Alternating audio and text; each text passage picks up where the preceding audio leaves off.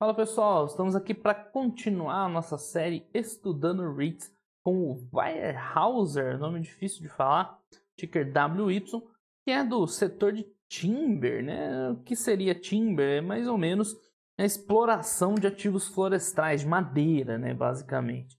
Então, né, relembrando aí nossa trajetória, estamos fazendo um vídeo aí de cada setor desses aqui do Roya Capital, né? Começamos na semana passada com setores pouco fora do usual, né? Foi primeiro outdoor, desse de timber, né? De ativo florestal, depois tem prisão, cassino, depois sai um pouco de apartamento, escritório, né? Setores mais convencionais, vamos dizer assim. Bom, timber entra a exploração de ativos florestais, né? Seja para madeira, seja para produtos, né? Ele tem alguns são mais verticalizados. As opções, né, principais são o Weyerhaeuser e o Rayonier. Rayonier parece interessante também, até um pouco mais regular do que o Weyerhaeuser, mas acabei ficando com ele, porque além de ser o maior, assim, disparado, né, o Rayonier ele é mais exposto ao Pure Play Timber. O que isso quer dizer? Ele é mais exposto a commodity, né? Parece meio óbvio que se você explorar árvores, você, né, teu resultado depende muito do preço aí da madeira e tal. Então o Rayonier ele é mais dependente um pouco mais cíclico. Então o Weyerhaeuser acho que dá um estudo mais bacana, né? Ele é um pouco mais verticalizado, a gente já vai ver o que é isso, ok? Vai ser o site de Investor Relations, normal, aí tem apresentações, resultados, bacaninha. E separei uma apresentação de agora, de agosto de 2020, para a gente dar uma olhada nele, né? Bem atual. Então vamos lá, né? O Weyerhaeuser, nosso REIT de exploração de floresta, de madeira. Os pilares que eles se baseiam aqui nessa apresentação é explicar um pouco do portfólio deles, como funciona, né, as métricas, né, comparado com os pares, né, operacionais, e um pouquinho sobre estrutura de capital do ativo. Então vamos lá. Unmatched Portfolio, primeiro item aí, vamos dar uma olhada nas florestas, como é que funciona exatamente. Bom, eles são maior, né, a gente viu. O segmento não, né, mas essa atividade de exploração de florestas, né, de madeira florestal nos Estados Unidos é bem pulverizada. Então esses REITs aí, eles têm mais ou menos 10% do mercado total. Então é bem pulverizada, não tem grandes players como a gente viu no de Billboard, né, que os REITs dominam o mercado totalmente. Então aqui é mais, né, dividido o mercado e eles são o maior player, né, disparado. O Weyerhaeuser, WY, é disparado em número de propriedades, em tamanho. Eles têm mais de 11 milhões de acres, né, uma medida agrária diária, né? Sei lá, aqui nós temos hectare, por exemplo, eles têm os acres, não faço ideia qual é né, o referencial de área, mas enfim, né, tem ativos no Canadá, né, licença para exploração de ativos no Canadá. Nos Estados Unidos é muito concentrado aqui no noroeste, né, tem muitas florestas, Portland, o estado de Washington, a empresa de Seattle, e no sul, aqui atrás de mim, sudeste no caso, também muitos ativos florestais, são as principais áreas, tem outros aí também. Além disso, eles têm 35 Manufacturing Facilities. O que é isso? Como eu comentei que o Weyerhaeuser ele é mais verticalizado, então ele não fica só na exploração florestal, né? Plantar, colher e vender lá a madeira bruta. Ele transforma boa parte do que ele colhe, a gente já vai ver melhor isso. Então ele tem 35 Manufacturing Facilities, né? Seriam aí, sei lá, vou chamar de serraria, né? Não sei explicar em detalhes, vou ver que eu não entendo muito desse setor. Que eles transformam lá a árvore derrubada em uma prancha de madeira, tábua, compensado, viga, enfim, algo do tipo, né? Além disso, eles têm uma outra fonte de receita adicional, que é o que eles chamam de real estate, imobiliária, que é sublocar porções dessas áreas para operações do tipo de geração de energia, de recursos naturais, a gente vê um pouquinho melhor. Então, o REIT ganha dinheiro dessas três formas, principalmente. Uma é vendendo a madeira bruta, né, a tora de madeira mesmo, que é basicamente a árvore sem os galhos ali no tronco. Essa é aluguel aí, sublocação das áreas para operações específicas e transformando um produto em algo um pouco mais acabado. Claro que não é nada muito refinado, né? Ainda é matéria-prima, MDF compensado, tábua, viga, enfim. Mas tem um certo nível de transformação. A gente vê aqui, ó, né? 19 Lumber Mills, que é tipo uma serraria, imagino eu. Strandboard, a gente já vai ver lá, uma placona lá, tipo um compensado. Que mais? Aí vai ter mais compensado atrás de mim, MDF, enfim. É o que o REACH faz. Então aqui, sim, explica um pouco melhor aquilo que eu estava falando. O que o REACH faz, assim, como um todo? Vai desde produzir as mudas, né? Então produz as próprias mudas, semear nas terras que eles têm. Silvicultura é essa atividade de gestão da floresta. Então fazer o manejo, podar, enfim, administrar lá a criação, não, né? A plantação. Né? Produzir uma floresta saudável, que desenvolva bem, né? Que tenha... É engraçado essa parte de sustentabilidade, a gente já fala um pouco mais sobre isso. Nesse meio termo, né? Explora alguma coisa como real estate, né? Principalmente para energia e exploração de recursos naturais. Depois, quando as árvores estão maduras, tem a colheita. Então é feita lá a colheita das árvores e esse, né, beneficiamento assim, bem primário, que é basicamente pegar o tronco e tirar os galhos, enfim, beneficiar só o tronco. Aí tem esse mercado desses troncos de árvores, aí, log, que vende boa parte do produto dessa forma ou transforma, né? Então tem lá outros tipos de transformação, seja essas tábuas aqui, seja MDF, seja uma transformação mais simples, assim, né? Umas toras menores, até vender para o consumidor final. Quem são os principais consumidores, né? Principalmente a indústria da construção civil. Eu achei até curioso isso, o quanto a construção civil americana usa bastante madeira, né? Como matéria-prima. Eu achei que era mais coisa, um meio de produção, né? Essas escoras e tal, caibro. Mas, pelo visto, eles usam muito como matéria-prima, muitas casas de madeira, né, ou com partes em madeira lá nos Estados Unidos. Então, acho que deu para entender bem, né, o ciclo de negócio deles. Essa questão do environment é bem interessante. Eles se colocam como uma empresa, né, environment friendly, né, que tipo, as florestas estão lá capturando CO2 e tal, que eles plantaram muitas árvores, né, porque é um manejo de longo prazo. Então, para você colher, você tem que ter plantado muito tempo atrás. E olha só, eles colhem apenas 2% das árvores, do total das árvores todo ano. Então, como demora anos, né, para uma árvore maturar, você vai lá, planta, ela vai crescer, então você vai manejando. Você corta um pedaço, planta ali de novo, aí no outro ano corta outro pedaço. Né, assim mais ou menos que funciona, claro, a grosso modo. Então, eles se colocam como um environment friendly, né? Estamos aqui plantando, crescendo floresta e tudo mais, apesar de que, né, eu imagino que não é tão simples assim. Né? Esse tipo de floresta você não tem tanta biodiversidade, né? Uma espécie única lá de árvore e tal. Enfim, não sei dar uma opinião qualificada sobre isso, se é bom, se é ruim, se mais ajuda ou mais atrapalha, mas é um ponto interessante que eu achei curioso. A empresa se vende como uma solução aí né, para o meio ambiente. Eu imagino que não seja bem assim, mas enfim, deve ser alguma coisa no meio do caminho. Né? Ela tem as preocupações dela, assim, né, ambientais, reduzir a emissão, tudo mais, que é legal. E tomara que seja, né? Tomara que seja um negócio relativamente bom aí para o meio ambiente. Bom, aí tem mais uma parte social, né? O ESG, é o Environment. Aí mas tem também o social e governança. Tá, vamos lá, adiante, mais interessante. Tá, ok. Então, vamos ver cada segmento de negócio deles. Primeiro, as florestas, né? No que eles são bons, por que as florestas são bons, né?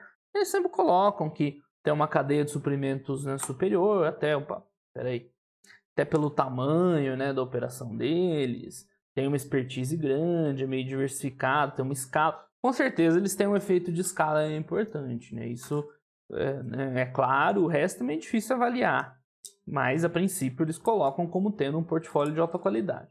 dá pra gente ver.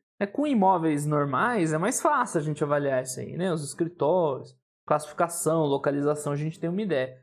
Floresta, eu pessoalmente acho um pouco mais complicado, mas enfim, algumas coisas dá pra gente ver que é relativamente diversificado, né? Então, né, metade mais ou menos naquela região noroeste e outra metade no sul, né, sudeste, um pouquinho aí norte, deve ser aqui perto do Maine ali.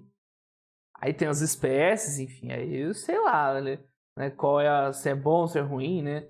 Mas eles colocam aí Douglas Fir como uma espécie de alto valor, no sul aí Yellow Pine, outras hardwoods e softwoods, né? Enfim, a princípio é bem diversificada geograficamente, enquanto em espécies, né? Tem vários tipos de madeira, é óbvio que não é tudo igual, né? Isso até eu consigo imaginar.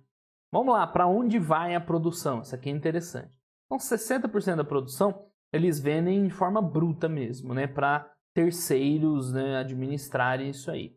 25% eles fazem, né, downstream, uma transformação, e aí, né, um pouco mais grosseira, um pouco mais acabado, mais uma certa transformação, transformam os logs em produtos de madeira, e 17%, pelo visto, eles exportam de forma bruta também, né? Eles não especificam que é essa exportação, mas imagino que seja de uma forma bruta, né? Não sei se é beneficiado ou bruto.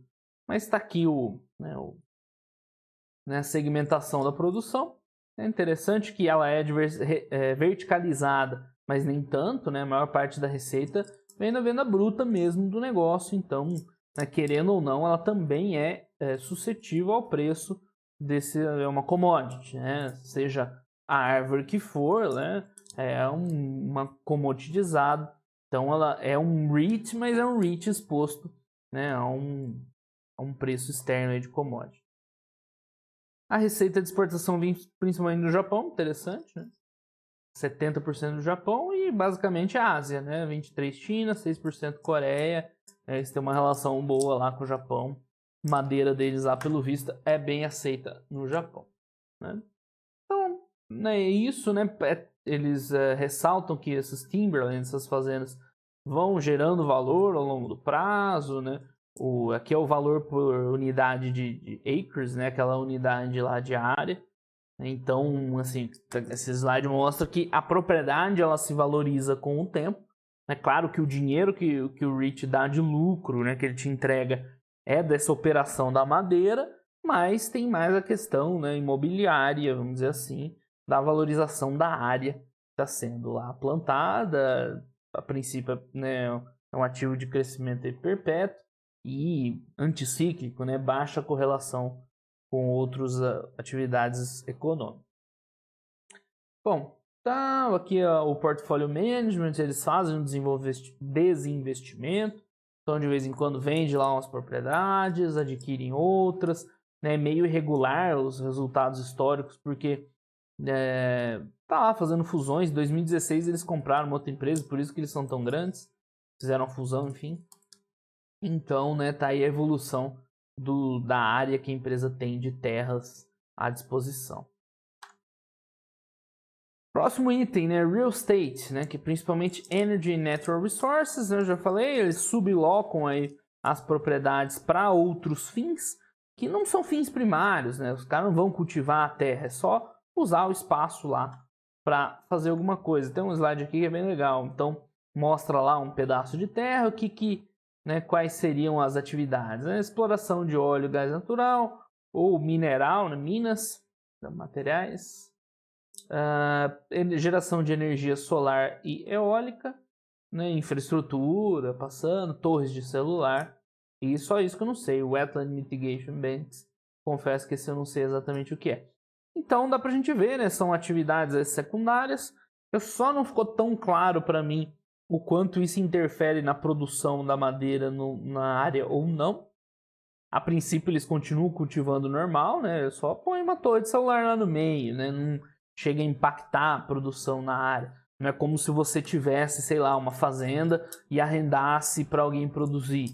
Você continua trabalhando lá e aluga ali um pedacinho com a torre. Para essas turbinas eólicas também, imagino que não atrapalhe tanto, né? Enfim, parece que isso é algo que agrega valor, né? Adiciona valor ao portfólio, porque ele não te impede de explorar a sua atividade principal, pelo menos não numa extensão grande, né? Então a gente vê aqui principalmente indústria de materiais, óleo, gás natural e geração de energia renovável. Então principalmente é isso aqui, né? Mineração, coisas do tipo. Está aqui a evolução do EBITDA ajustado dessas atividades, a gente vê crescendo, né, de 2016 em diante. Claro, 2020 vai ter impacto da crise e tudo mais. Né? Ela fez umas vendas também. Mas interessante, né? Uma forma de agregar valor, né? Que vem crescendo ao longo do tempo, pelo visto, né? Bem sem custo para a empresa, né? Meramente alugar. Então, bem interessante essa vertente também. Terceiro, né, wood products, né, os produtos de madeira, que eu vou pedir desculpas que, né, não vou entender muito exatamente cada um, dá pra ver mais ou menos ali, né? Então, lumber é tipo umas tábuas aí, né? Esse Oriented Stranded Board parece um compensado, mas é diferente, né? Enfim, é uma chapa também, tipo uma de compensado. Esses Engineered Wood Products aí são coisas mais elaboradas, que é compensado, MDF, coisas do tipo. E eles ainda têm a distribuição, né? Ainda operam a distribuição desse material. Então, bem fácil de entender, né? Eles têm a matéria-prima, né? Faz essa transformação nesses produtos de madeira e distribuem aí provavelmente para um varejo local. Né? Entre a divisão dos produtos, a maior parte é lumber, que imagino que seja mais fácil de fazer, né? Só uma serraria simples assim, imagino eu, cortar ali.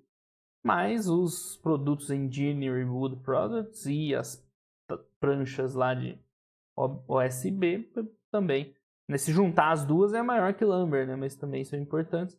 E distribuição é só acessório, né? Só para tocar o resto escoar a produção. Não é uma fonte de dinheiro assim primário. Isso aqui é legal, por quê?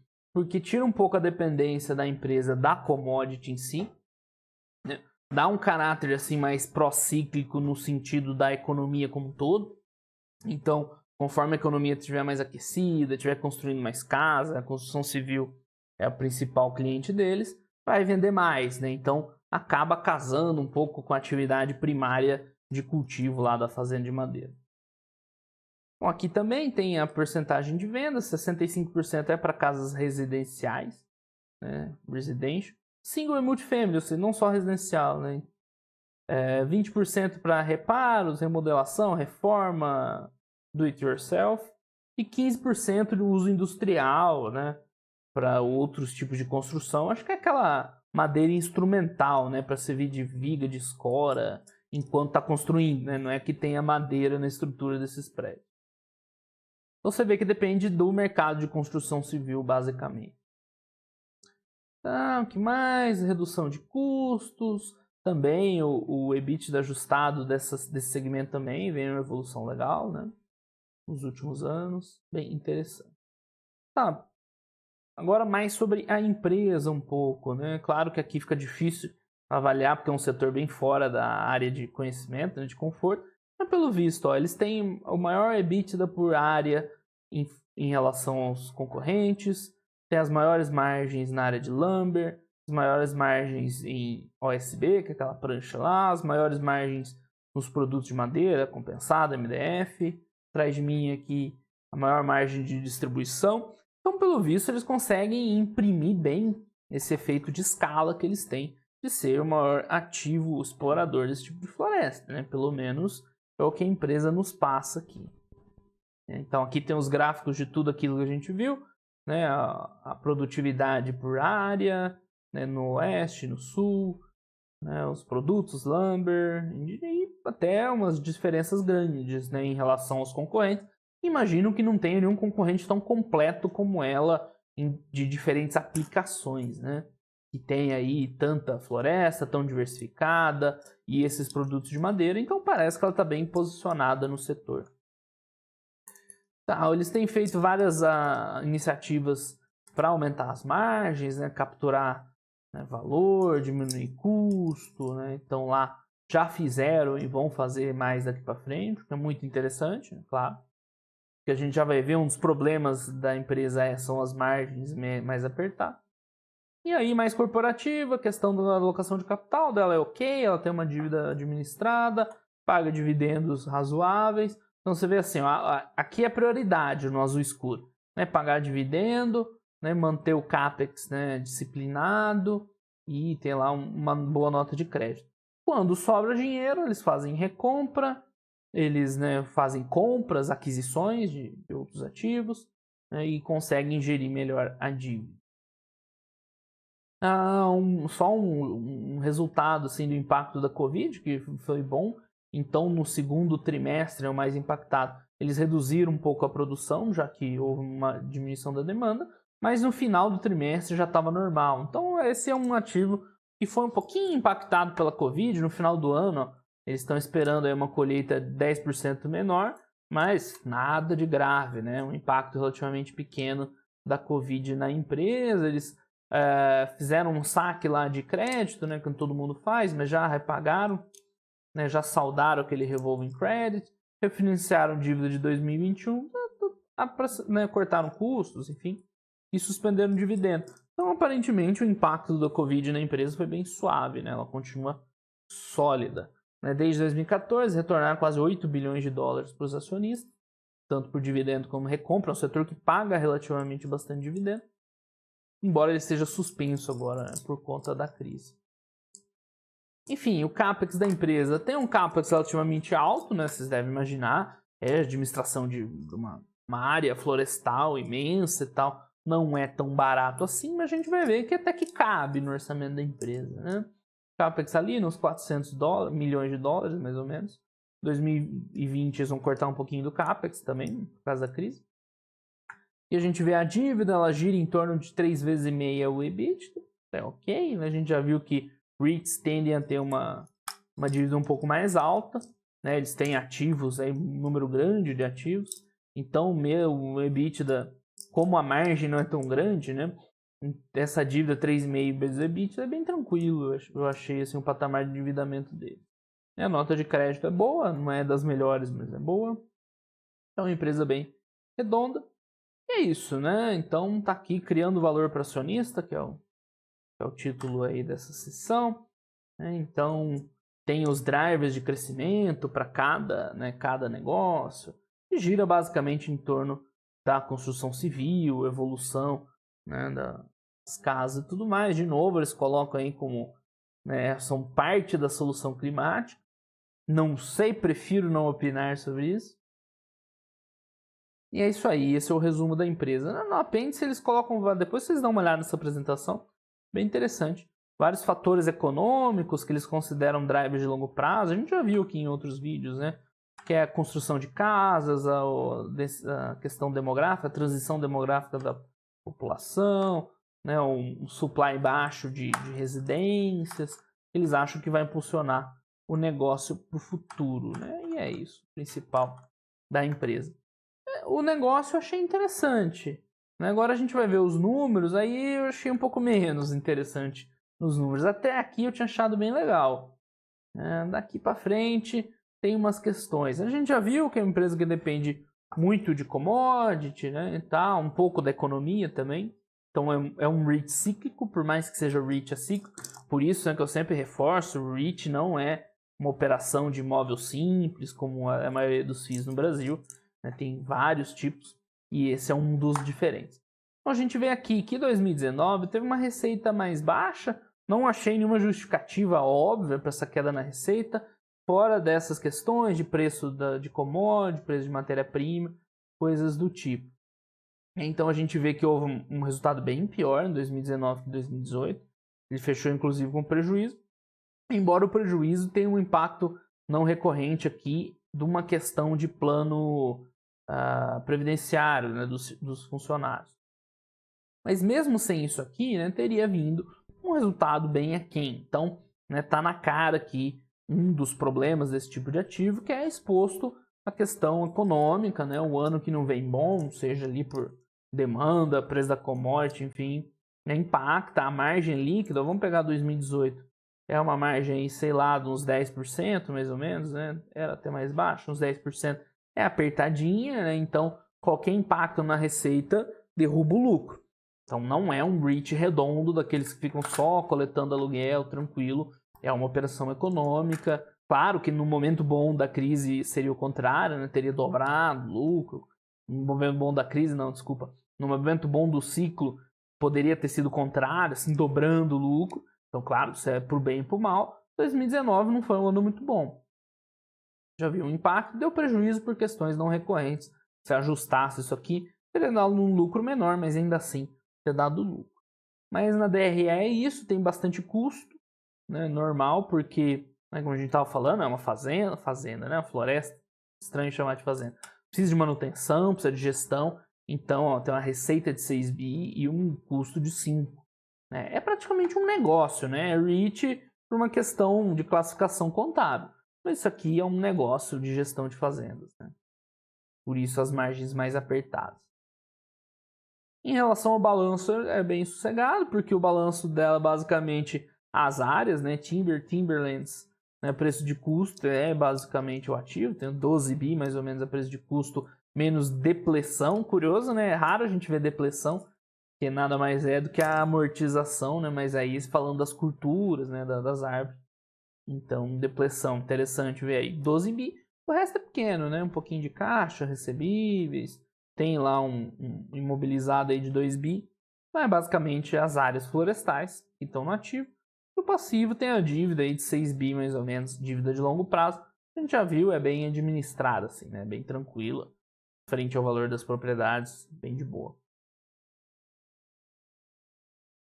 Cash flow, aqui a gente consegue enxergar um pouco melhor o negócio, a gente vê que na evolução do fluxo de caixa operacional, né, 2019 foi um ano ruim, mas nem tanto, né? Vinha na casa de 1,2 bi, veio 900, isso porque tem esse efeito aqui, ó, de 500 milhões, 548 milhões, que foi para o plano de pensão, lá estão tendo um problema reestruturando lá o serviço de pensão deles. Então, sem esses dois não recorrentes aqui, né, a gente veria um gráfico melhor, né? Uma evolução do fluxo de caixa operacional 2018.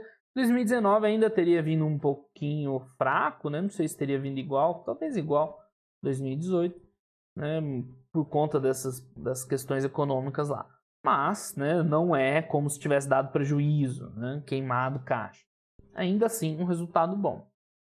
O que a empresa faz com esse 1 bi? Vamos arredondar 1 bi mais ou menos. O CAPEX, uns 300 milhões, a gente viu, né? De 300 a 400 milhões. E cabe bem aqui, né? Vamos ser justos.